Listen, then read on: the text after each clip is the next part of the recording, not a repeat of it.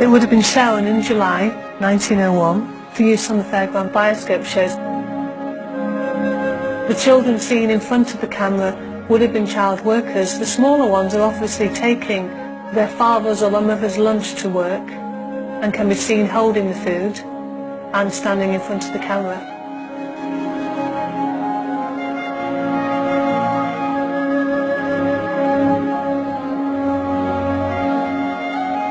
All the workforce can be seen wearing clogs, and now we have one of the first stars of the Mitchell and Kenyon films responding with his impish grin to the camera.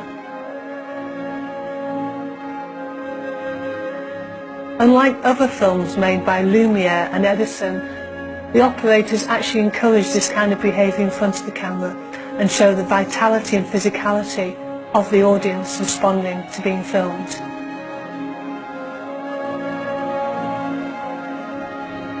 The operators are now organising some kind of procession in front of the camera. However, our two urchins in the middle frame refuse to respond.